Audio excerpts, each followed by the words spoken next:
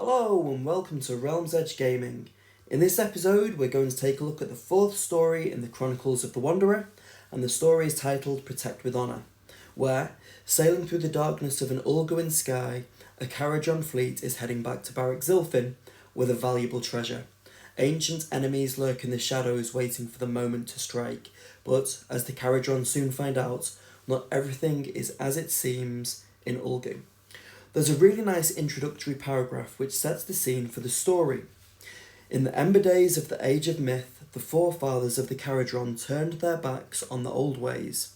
They forsook the mountain fastnesses that their old gods had taught their ancestors how to keep, and instead sought prospects and safety in the infinite skies of the mortal realms.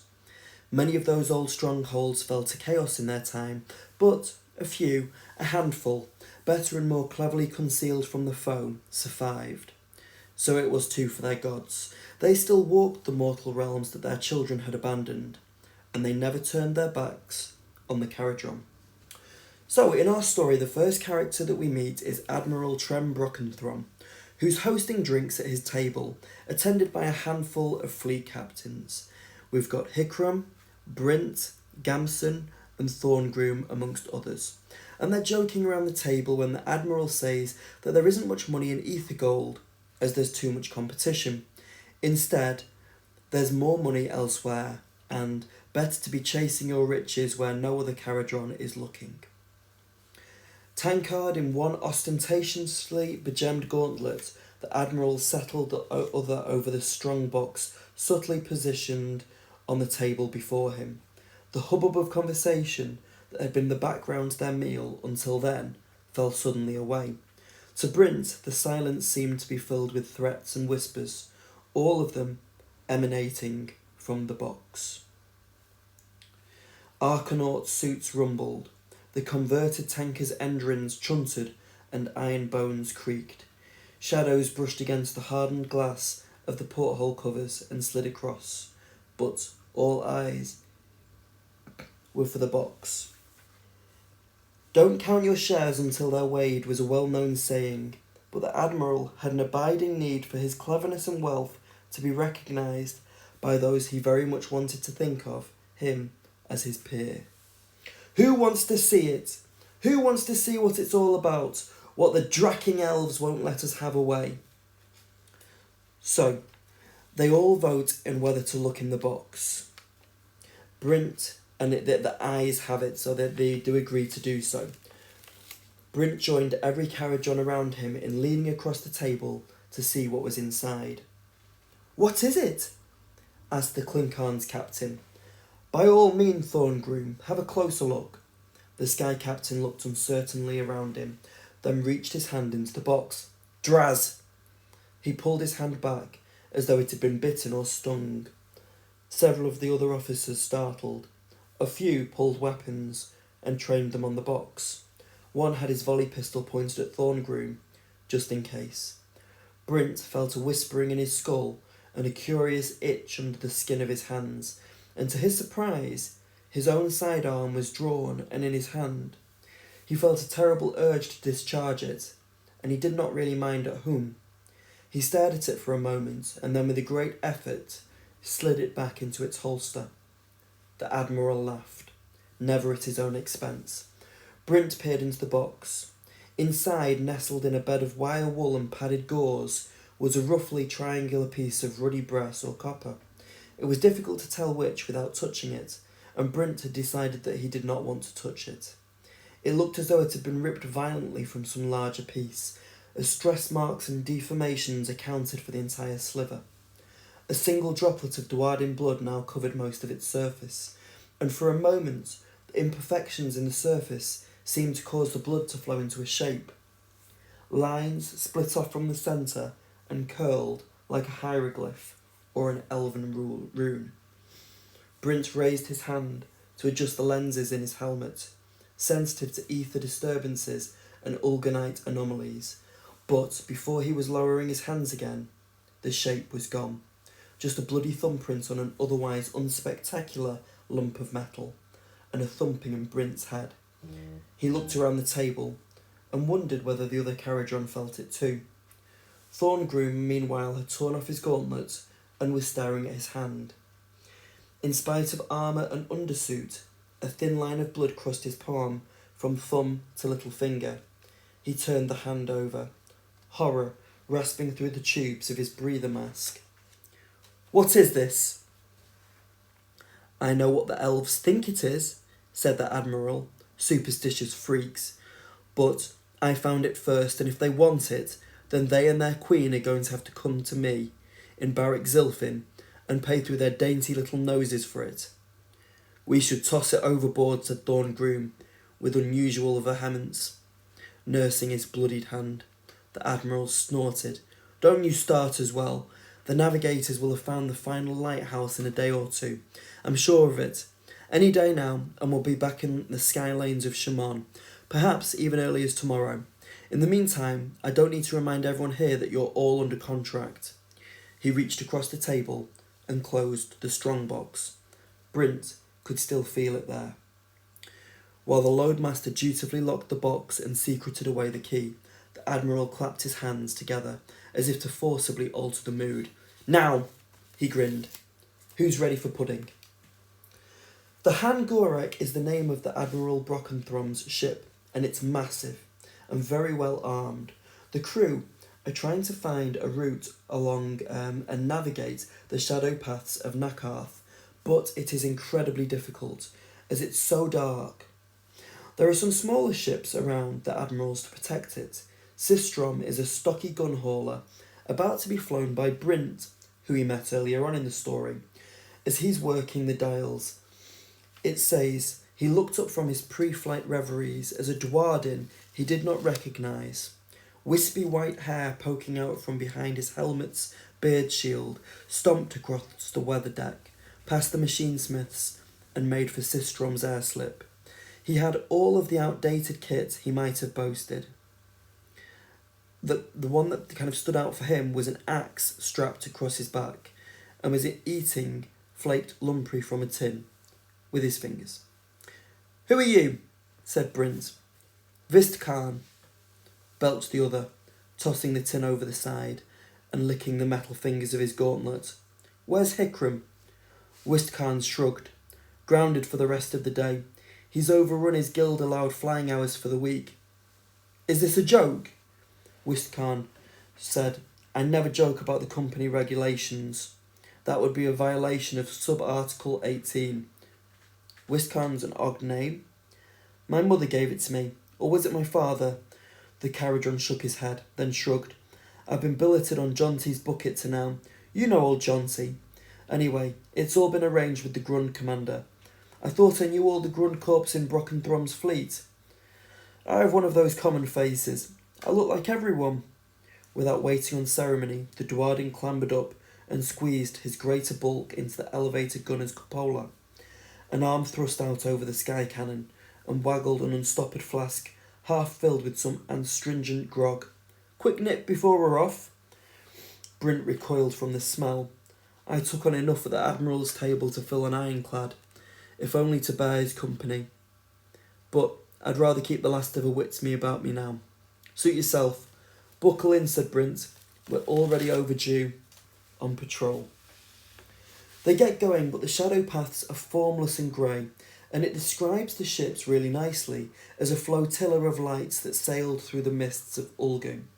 As Brint and Wistkarn are navigating, Brint says about the elves, "I wish they'd just come and try something," and says, "If you'd seen the thing that Brockenthrom pulled out of the castle in Nakarth, you'd be worrying too," and that the Admiral thinks it's going to make him rich. Brint says he should toss it right over the stern castle rail. Brint then pauses as the dials on his dashboards nudged the needles into higher ranges. The engine noise suddenly increases noticeably in pitch, and the sky rumbles. "Weather coming in?" he wonders out loud. "Pfft," said Wistkarn, and Brint knew his gunner was right. He turned to port, orientating himself by the position of the Han Gorak, as Wistkarn suddenly cried out, "Drakol!" followed by the hard hammer pulse report of a sky cannon opening fire. Brint hadn't yet glimpsed what Gunnar had seen. The pulse of the ether shot was all the confirmation of danger that he needed. He pulled the stick hard to the left, and Sistrum banked so sharply she almost capsized and stalled. At the same time, a mouth larger than the gun hauler's entire body chomped down where the Endrin had just been. Displaced air, foul with smoke, rocked the little ship and almost tipped her over again. Brint stabilised with a firm hand on the rudder and some quick work with the pedals. "Dragon!" he yelled. "I can see it's a bloody dragon!" Wiskan barked back. The dragon's jaws slammed shut a second time, and a turbine tore away from the side of the Endrin. Teeth sank into the metal casing. The support stanchion squealed and bent. Wiskan pulled out a sidearm and blazed away at the monster's head. He was aiming for its eyes, but the salvo chipped and sparked harmlessly off black scales. The stanchion snapped, and suddenly the gun hauler was free. Brint's stomach rolled. He threw Sistrom into another turn, this time to starboard, and the dragon's bulk swept over them. It went on sweeping for half a minute. "Have us about it!" Wiskan yelled. "We're hanging on to our Endrin by half a rig and a prayer. Push too hard now, and we'll lose it." The gun hauler shook into a wide turn, coming back onto the dragon's tail. An elf lord, armoured all in black and with a fluttering cape, sat bestride the monster's long neck. The elf looked over his shoulder, and he appeared to sneer. "Not on my watch you don't," said Wiskan, and stitched the air with ether shot bursts. The elf lord ducked back, and the dragon rolled across the bullet hose and out of their arc. The beast was agile in spite of its ungodly size. Brint took Sistrom after it, and they swept under the missile pods and bay doors of the Hangarak and up the other side. The running lamps of the fleet wheeled across the sky. A brighter flash, a sudden boom, an ether gold igniting and something massive exploding. A second dragon roared. Gunfire blossomed in the darkness. Sistrom complained as Brint pushed her to match the dragon's turns, and Wiskan fired again. "Stay on the beast!" he yelled. "I'm doing my best. We have to keep in sight of the flagship." Behind them, the Hangarak was just then running out her guns and scrambling the last of the gun haulers, not yet aloft. "We'll never find her again if we don't." "What?" I said. "Never mind that now. Bring us atop the Drake and drop a grudge settler on her spine."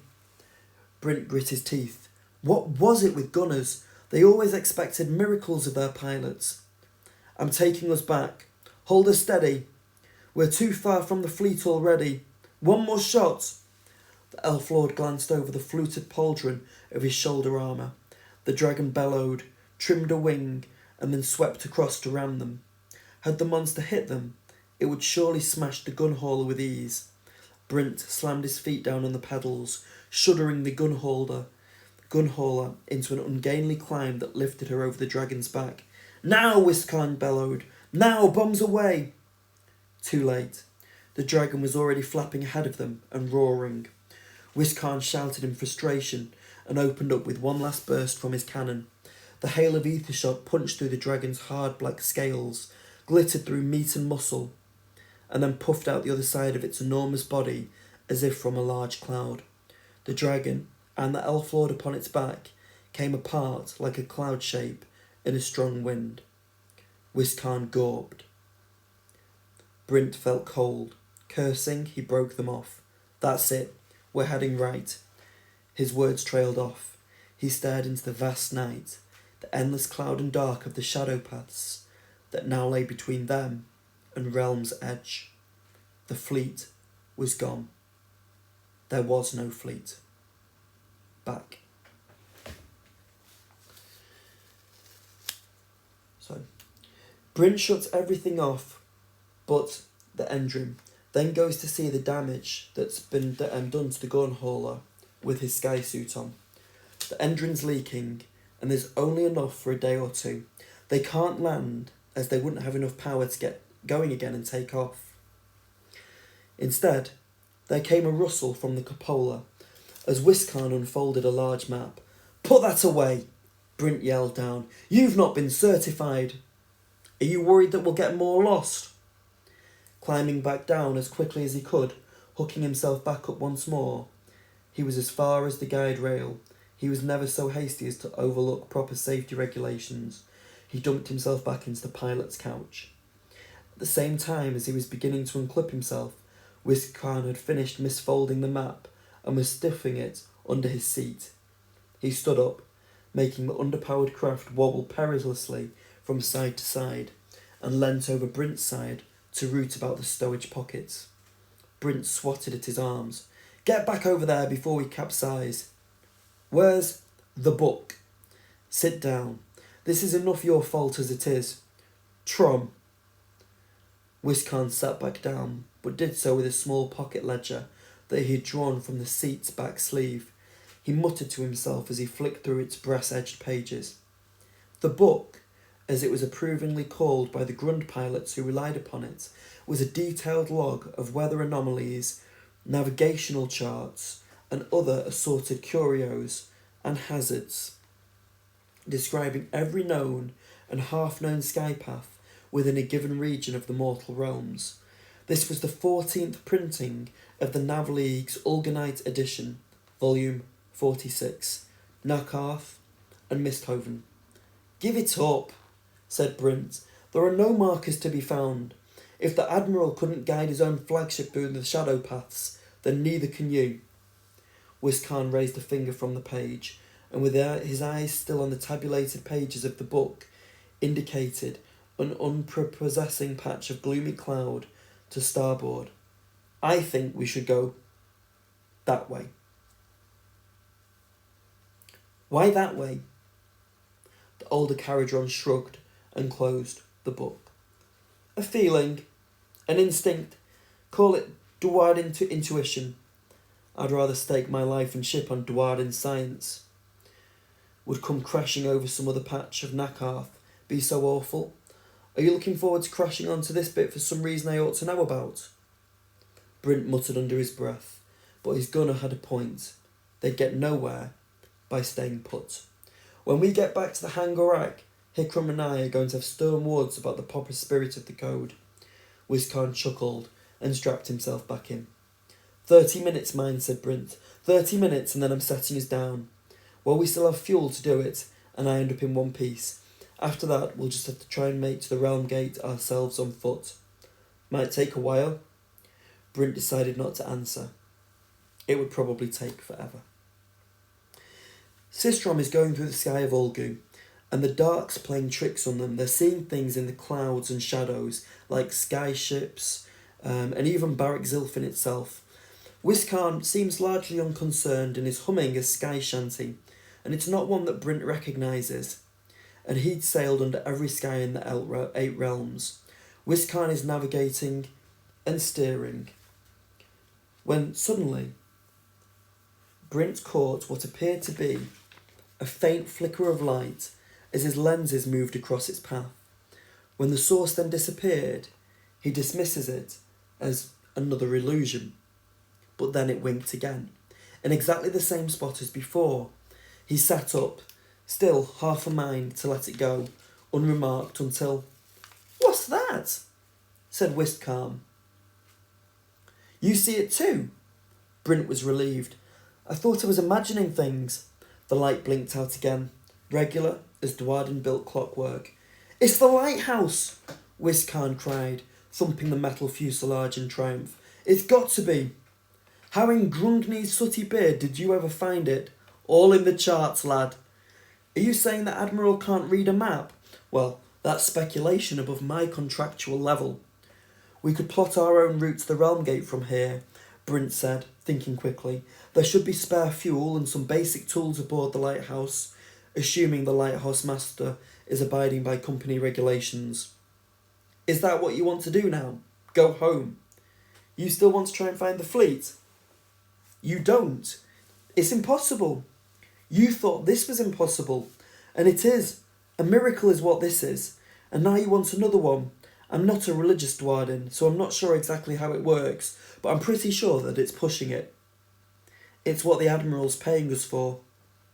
As Sistrum's captain, I'm invoking Ungraz's throat.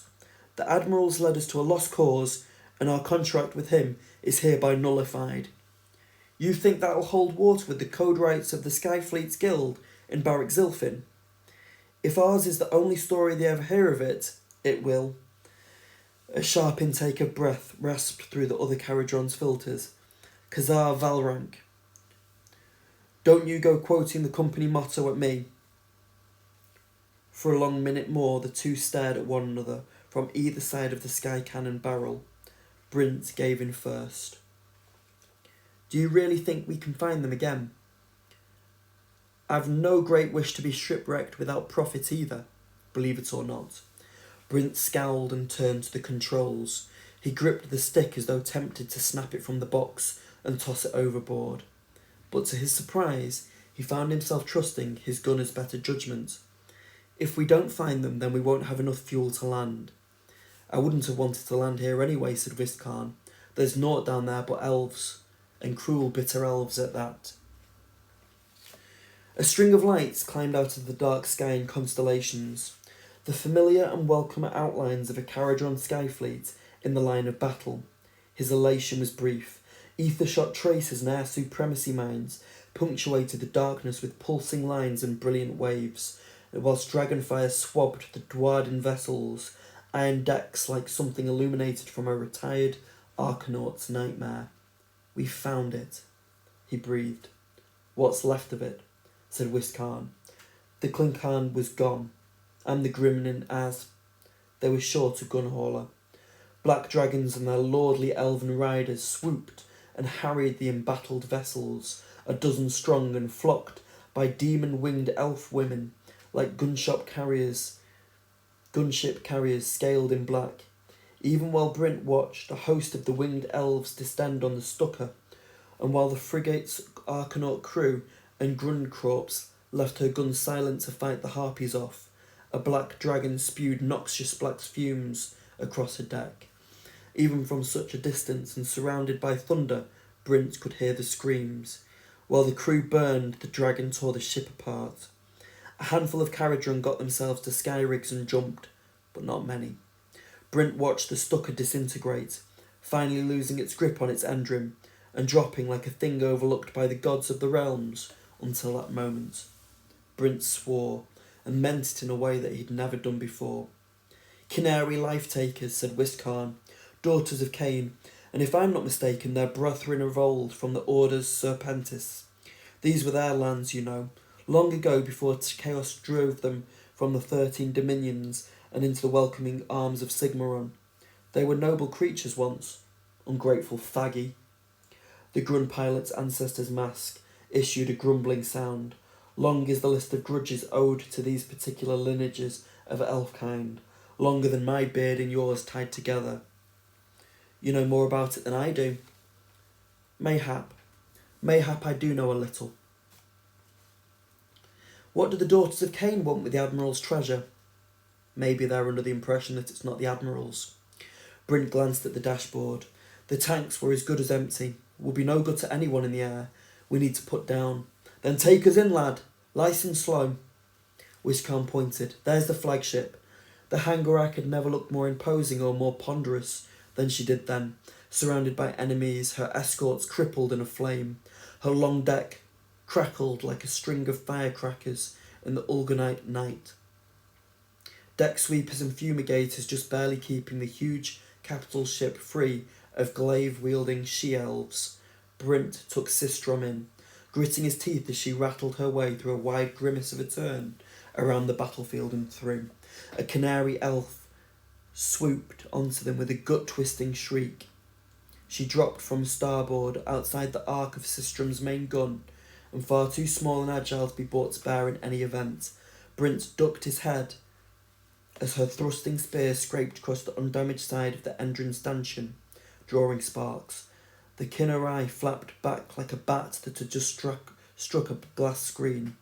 Wistkarn drew his handgun and let off a pair of quick shots that both missed. The Kinnarai wheeled and looped back. There were two more coming with her.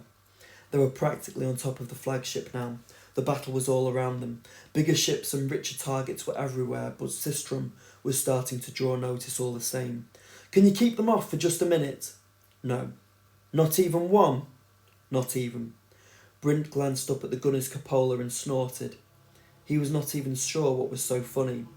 "Well, do what you can." Unfortunately, they couldn't defend themselves from the elves, and their already damaged ship crashes. Brint drags himself out of the wreckage. He pulled himself to his feet, swayed a moment, while he recovered his balance and adjusted to the capital ship's yaw, then staggered determinedly from the cache site. Empty tanks or not, he was thinking clearly enough to want as much distance between himself and the slow-burning wreck as possible. Small fires pockmarked the deck. The screams, bangs, and shouted oaths of battle rang out from everywhere. But in the strange gloom of the realm, it always seemed to be coming from a place just beyond his sight. Brint could make out little of the ongoing battle, but for the occasional kinnerai that swooped overhead with terrible screams. Like a dream walker, he stumbled towards the sound of fighting. Wiscarn appeared out of the flames, but in strange and uncanny way, it was no longer Wiscarn. The other Kharadron, like Brint, had removed his helmet, but his real face was so similar to his ancestor mask that to see it uncovered was disarming. His beard was huge and glorious, albeit of an entirely impractical length, managed with 100 golden braids and spreading outwards into his thick mane of white hair. The primitive dwarden axe that Brint had thought so little of at their first encounter dazzled now, its runic blade arresting the attention that would otherwise have been captivated solely by the beauteous nightmare coiled across the burning deck before him. Brint stumbled to a halt. He stared slack-jawed at the horror of the elven queen. Her voluptuous beauty was equal in every way to her serpentine monstrosity, such that both could coexist in a single thought and neither contradict the other. Vast wings of black shadow and a crown of snakes formed a living halo for her proud form. Her viperous lower section slithered and coiling as she pressed her Kharadron foe with a darting spear and long envenomed talons. Wiscarn, for his part, did not act with any drastic haste to counter. He was a dwarden. Slow and steady was his way. But nevertheless there was a blurring to his movements, as of many hundreds moving parts all coming together in unison to culminate in his axe, time and again turning aside the elf queen's spear. Brint felt himself go weak at the knees. He knew who this was. There was no Kharadron currently playing their trades in Ulganite skies who could not have recognised her instantly. Morathi, mother of Malarian, oracle of Khaine, demi-goddess of shadow. The sky fleet was surely doomed. Wiscarn? Although the effort of matching the elf queen, and match her he surely was clear, Wiscarn looked across and managed a half grin. "Can't talk now. Busy." "How? What?" "It's all right, lad. I've got this. As a matter of fact, I've been looking forward to it for many longer hard year." "You will pay in blood for every moment you defy me, bearded one," the elf queen snarled, her serpent crown sending a trailing sss to her words. "Give me the shard, and I promise you your ending shall be swift, if not painless." All the while they spoke, the elf queen appeared to diminish in Brint's eyes and the Kharadron to grow, until the pair fought one another almost as equals in stature, as well as in physical potency. With a noise that was part roar and part grim, humorless laugh, the Kharadron slowly beat the elf queen back. Morathi shrieked in frustration, her perfect alabaster features transforming into something monstrous. "By my ancestors, you've aged poorly," Wiscarn muttered. Brint could not believe what he was witnessing. "Away with you!" Wiscarn turned his way and yelled, "Even I cannot hold her off forever." "Even you?" Brint murmured, dazed. "Who are you?" Wiscarn ignored the question. "Steer the Admiral from these dangerous skies and see him right onto his course for Shimon. His trinket will be worth a share or 50 in the years to come, if I'm any judge." The elf queen issued a scream of rage and, Just for one moment it seemed to Brint of recognition as the Grund pilot battled her into a retreat. He'd cleared Brint a path. Taking his chance before the Shadow Queen could find a way to disarm him, he did as he was told, and fled. Brint makes his way to the helm of the Admiral's ship, where the Admiral and his guard appear. "What are you doing?" Admiral Trem Brockenthrom and his wealthiest Arcanauts, a heavily armed troop, kitted out with the finest skyhooks and volley guns Ethergold could buy, came pounding up the aft castle steps onto the helm. Their armour was practical and unshowy, but very fine, in the Kharadron's understated way. "I'm getting us out of here," said Brint, straining his muscles against the reluctant wheel, hopefully before it's too late. The Admiral held up a gauntleted fist, and the Arcanauts lowered their guns. "It doesn't look or sound like an elf to me. Don't shoot him yet, lads, until I tell you to." His eyes narrowed. He still wasn't wearing a helmet. "Gamson, isn't it? The Grund Commander's second?" Brint nodded, teeth clenched with the effort of manhandling the Hangarak to a new course single-handedly. "I thought you were lost." "So did I," Trem grunted, and with a jerk of his head sent a pair of Arcanauts to aid Brint at the wheel. Brint gasped as they took their share of the burden. He'd always thought himself sturdily built and strong. He knew now that he'd been mistaken. "The rest of you," he panted, pointing weakly towards the forward portholes and the open door hatch. "Turn your guns that way." "Do as he says," said the Admiral irritably. "Where is the elf treasure?" Brint asked him. "Safe below," the Admiral grunted. "Locked and locked again, and hidden for good measure. Not that it's any business of yours, the way I see it. I just passed Morathi on my way in here, and she wants it. So, as of this moment, I'm making it my business, and you'd best not complain about it if you want to make it back to Barrack Zilfin in one good-sized piece." The Admiral blanched. "The Shadow Queen is here. On my ship. My gunner is keeping her busy. Hickram? No. Whitsgarn. Who's Whitsgarn?" "From old Jonty's boat." "You know old Jonty." Clutching the sore muscle of his shoulder in his burnt hand, he limped to the nearest porthole and peered out from the side of the aft castle keep. On the decks below, besieged groups of Grundkorps and Arcanauts held the Kinnarai at bay, with crackling bursts of firepower, while above them capital ships duelled with dragons, and somewhere further below, a goddess and a thing he did not know how to name waged war. The Kharadron mustered under the aft castle's metal roof, with their guns, silent a long time, watching, listening, feeling as the tanker settled into her new bearing. Brint could almost see the wink of light in the distant shadows. He could only hope that Hangarak would make it to the Realm Gate in time, while they still had a ship and enough of a fleet left to make a fight of it should Morathi decide to pursue them all the way to Shamon. In a way, it didn't matter to Brint what happened next. He'd done his part in all of this, all that his contract demanded of him, and even a little bit more. At length, the Admiral broke the silence. He turned to Brint. "Who's old Jonty?"